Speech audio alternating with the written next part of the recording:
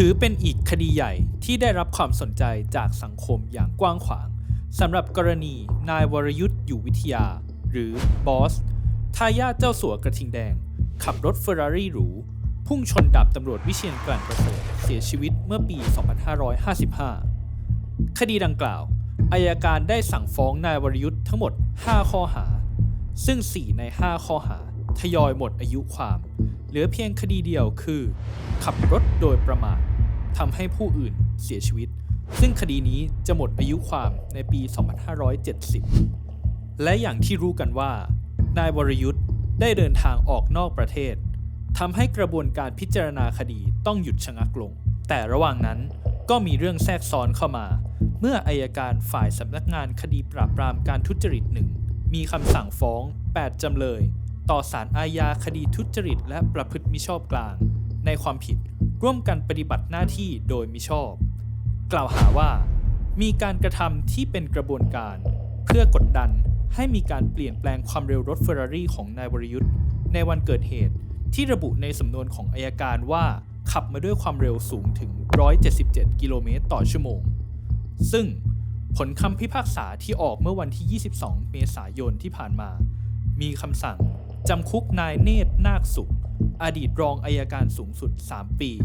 จากการใช้ดุลพินิจไม่สั่งฟ้องนายวรยุทธ์และจำคุกนายชัยนรงค์แสงทองอารามอดีตอัยการอาวุโส2ปีเนื่องด้วยไปอยู่ในห้องประชุมถกเถียงกันเรื่องความเร็วรถโดยไม่มีส่วนเกี่ยวข้องขณะที่อีก6จำเลยศาลยกฟ้องโดยระบุว่าการประชุมเพื่อถกเถียงกันเรื่องความเร็วรถนั้นสามารถทำได้เพราะเป็นการถกเถียงเชิงวิชาการมีหลักฐานทางวิทยาศาสตร์มารองรับไม่ใช่การใช้อำนาจบีบบังคับให้เปลี่ยนแปลงข้อเท็จจริงแน่นอนว่ายังต้องต่อสู้กันอีกยาวจนถึงชั้นอุทธรณ์และไม่แน่อาจจะถึงขั้นฎีกาอย่างไรก็ตามยังมีประเด็นที่น่าสนใจในคดีดังกล่าวที่ไม่ควรจะปล่อยผ่านนั่นก็คือความเร็วรถเฟอร์รารี่ของนายวรยุทธ์ขณะเกิดเหตุนั้นอยู่ที่เท่าไหร่และเกิดอะไรขึ้นกันแน่เมื่อ13ปีก่อนมติชนออนไลน์ได้มีโอกาสพูดคุยกับบุคคลสำคัญที่มีส่วนคลี่คลายปริศนาดังกล่าวนั่นก็คือดร.เฮอร์มันสเตฟฟานผู้อำนวยการทางวิทยาศาสตร์ของศูนย์ความสามารถในด้านยานพาหนะเสมือนจริงซึ่งเป็นผู้เชี่ยวชาญการย้อนรอยอุบัติเหตุยานยนต์ที่ได้รับการรับรองจากศาลหลักของประเทศออสเตรียเป็นผู้คิดค้นและพัฒนาซอฟต์แวร์ PC Crash ซอฟต์แวร์จำลองการเกิดอุบัติเหตุที่นิยมใช้มากที่สุดในโลกจนได้รับการยกย่องว่ามีความแม่นยำ 100% ซึ่งเป็นผู้ทดสอบจากทั้งโปรแกรม PC Crash และจำลองเหตุการณ์จริงเพื่อเทียบเคียงความเสียหายที่เกิดขึ้นเพื่อทำความเข้าใจว่าเหตุการณ์เมื่อ13ปีก่อนเกิดอะไรขึ้นกันแน่ That's of course it's the most expensive method there. It's then really rather clear. I got some comments and some email from Thailand from the lawyer. Normally I refuse. In this exception I will do that. But if I do it, I will do it only in a perfect manner. They have to provide me a Ferrari, an identical car, but otherwise I did not want to do it. After the crash test, what was the speed of the Ferrari when it hit the rear of the motorcycle of the deceased that the crash test suggests? What was the result would be if the Ferrari actually crashed at 177 kilometers an hour? The prosecutor's statement that the Ferrari dragged the body of the police officers for 200 meters. As the driver of the Ferrari did not perform a full brake, policemen remained on the roof. I'm very sure on these results in that way, on these speeds which we came out. Could you please introduce yourself? Yeah. So I'm professor at the University in Graz, and the whole institute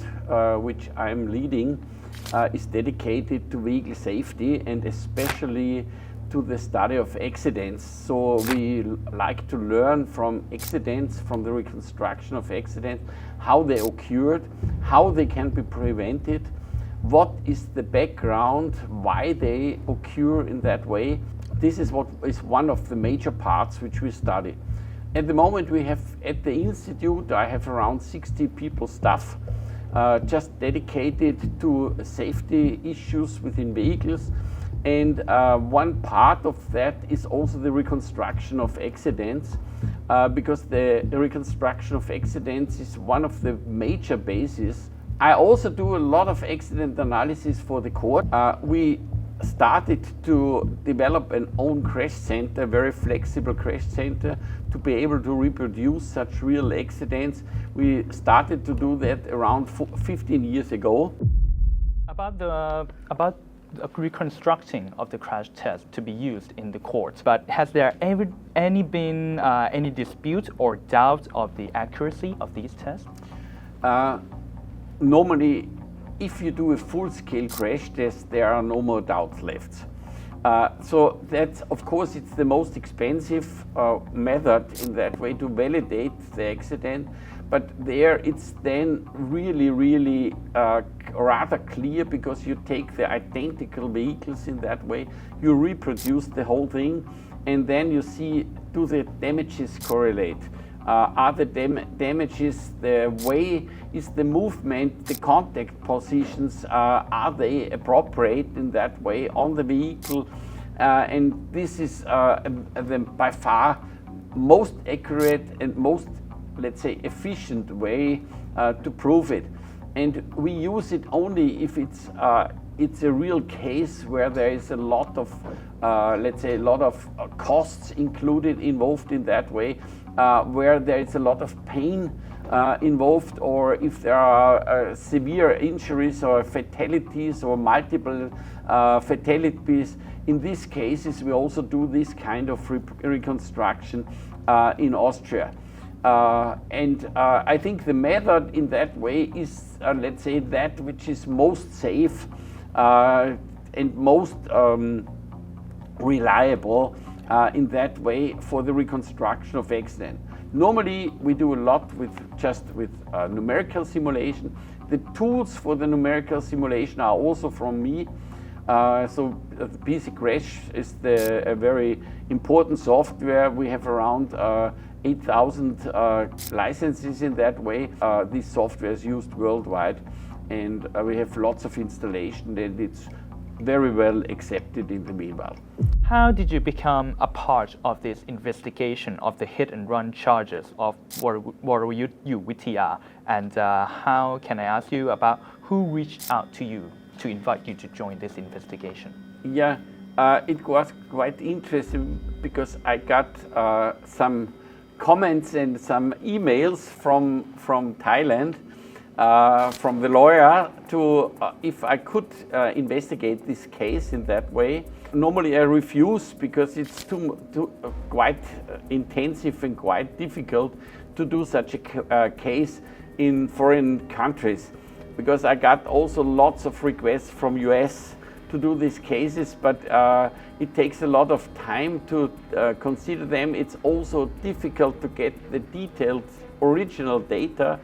and therefore I normally refused to do this. But then one person I know quite well in Austria, he came personally to me, but he asked me if there is a possibility to look into this case. And then he gave me some more detailed data of this case. I saw that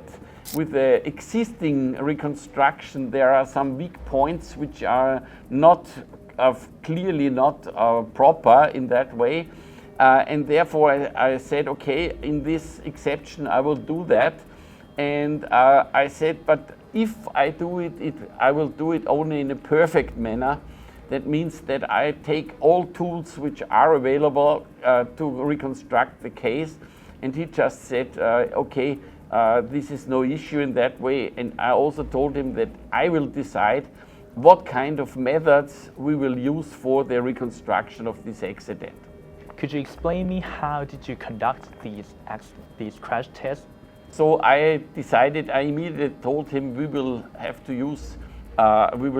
will do a full-scale crash test, and I told him also they have to provide me a Ferrari, an identical car, which will have some damage after the impact in that way after the crash test. But otherwise I did not want to do it, because I thought only if we do it in a perfect manner, it will be reliable, and we will get a really good and stable result in that way. That will withstand the discussions in that way. We had, of course, quite some discussions how to set it up, because first of all, a motorcycle cannot just drive on its own. So you have to arrange, you have to know how do you develop the platform, because this was a completely new setup which we had to produce in that way. And of course we had quite some discussions, and of course we also simulated the setup, because one thing is always you simulate the real accident, but then you also simulate the crash setup, the crash test setup, to see does it behave identical or not. And this I do always with my team, and we did then with a cheap car which had a similar shape like the Ferrari, and we did a pre-test there, because the test with the Ferrari is much more expensive in that way, and that you have to be very sure that you're on the right side. But it was already the first test was completely okay, so we did not make any change between the test of the Toyota compared to the test with the Ferrari. So the initial parameters, collision angle, velocities, all this was already evaluated properly. After the crash test, what was the speed of the Ferrari when it hit the rear of the motorcycle of the deceased when the crash test suggests? We concluded that the speed, the most obvious speed of the Ferrari was 80 kph. You cannot reach the speed completely accurate, because you have to release, so you accelerate the car to the speed, and then you have to release it, because during the crash both vehicles must be completely free of contact forces in that way. So that's the situation which you have. And so we finally reached then a speed of 80.1 kph, which I think is more or less accurate in that way, because the 0.1, it's very difficult to measure anyhow, but it's the result, because you control it very accurate in that way. And the motorcycle speed, we had to have a fixed ratio, so we took a third of that. That is the speed of the motorcycle which we selected, which I think was the most appropriate in that way. What was the results would be if the Ferrari actually crashed into the dummy at 177 kilometers an hour? Yeah, I have, if you look into my expertise, I have a crash test which was conducted by a friend of mine, where there was a speed of around 150 kph, impact speed of a car, of a similar car with like the Ferrari, into a motorcycle, and there the damage is not comparable anyhow. So the damage was really deep, the intrusion was really deep. The car was completely damaged, the motorcycle was completely destroyed. The prosecutor's statement that the Ferrari dragged the body of the police officers for 200 meters. Yeah. In the crash test that you've conducted, is there any signs of that? Yes. What we found out is the following. The issue was that with exactly these speeds and this collision angle, the policeman was thrown on the roof of the Ferrari, and he was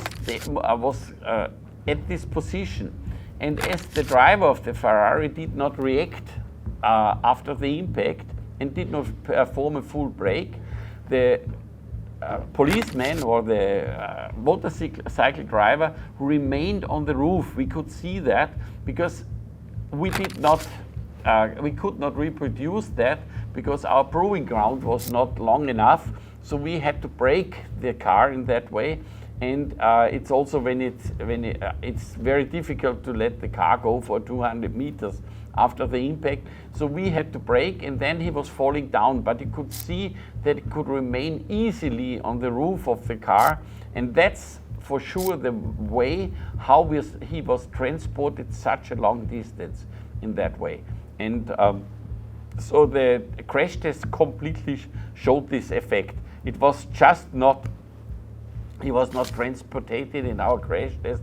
over 200 meters because we stopped the Ferrari with full brake immediately after the impact, so he fell down in the front, and it's exactly how it behaves in that way. But he was for sure just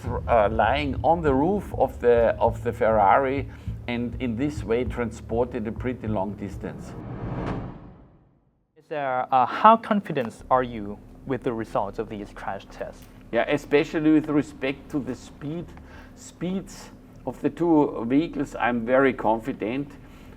So that it was not more than 80 kph for the Ferrari, and the motorcycle was very slow. It was in the range of a little bit less than 30 kph. So that's what we know. One thing is, I'm very, very sure on these results in that way, on these speeds which we came out. So for me, it's no doubt about that. Because I am the one who always has the biggest doubts, I can tell you. I always have the biggest doubts because I know exactly where could be any weak points in that way, and I want to assure that these weak points are covered and evaluated. In your opinion, was this accident avoidable? Could the Ferrari brake or swerve out of the way just to avoid the crash with the motorcycle? From my side, from what I could reconstruct, there is I at least cannot 100% assure that it was avoidable in that way. One thing, of course, which has a certain influence on that is the position of the other cars, because there were quite a lot of other cars also involved in that way. From them, we don't know exactly the positions in that way. Of course, if the other cars would have been in different positions, it might have been avoidable, but this we will not be able to solve because we don't have a clear statement and clear position where the other cars which were not involved, which were not hit in that way, where they had exactly their positions, and if the visibility on the motorcycle was prevented by them or not. This is something we don't know exactly, but if you say, okay, on the optimum of the driver of the Ferrari, it will be that way that he could not prevent the accident in that way. So there's no time to It was not enough time to avoid it in that way, but of course, if the cars were in different positions which we cannot solve in that way, we cannot answer in that way, it could have been that he could have reacted a little bit earlier in that way. But in my opinion, the main fault was quite clear that the motorcycle driver just crossed the road in that way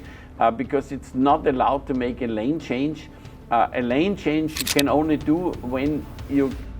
know that you don't go into a lane which is occupied by another car. Last person, your final verdict. It's 80. It's 80 or a little bit less with a very good accuracy. I would say it's a plus minus 5 kph. The motorcycle was very slow. It was in the range of a little bit less than 30 kph. So that's what we know. That's not more difference. That's what I get from all the data and from my evaluations in that way. So I'm pretty sure that this is especially the speed difference between the motorcycle and the Ferrari is very accurate. สุดท้ายนี้อยากจะทิ้งท้ายไว้ว่าทั้งหมดที่ได้นำเสนอเป็นข้อมูลที่ได้จากการทดลองทางวิทยาศาสตร์ตามแบบจำลองเหตุการณ์เสมือนจริงเพื่อทำความเข้าใจว่าเหตุการณ์รถเฟอร์รารี่ของนายวรยุทธ์พุ่งชนรถจักรยานยนต์ของดาบตำรวจวิเชียรเมื่อ13ปีก่อนนั้นเกิดขึ้นได้อย่างไรแน่นอนว่าทั้งหมดไม่ได้เปลี่ยนแปลงข้อเท็จจริงของอุบัติเหตุที่เกิดขึ้น และไม่สามารถก้าวล่วงกระบวนการยุติธรรมที่จะมีต่อไปในอนาคตเพียงแต่เป็นการทำความเข้าใจให้รู้ข้อเท็จจริงครบถ้วนรอบด้านในฐานะของสื่อมวลชนที่หาข้อเท็จจริงมานำเสนอเท่านั้นมติชนออนไลน์สื่อออนไลน์คุณภาพนำเสนอครบทุกประเด็นสำคัญให้คุณไม่พลาดทุกสถานการณ์อย่าลืมติดตามคลิปดีๆสาระความบันเทิงข่าวด่วนแบบฉับไวกับมติชนออนไลน์ได้ทุกช่องทางนะคะ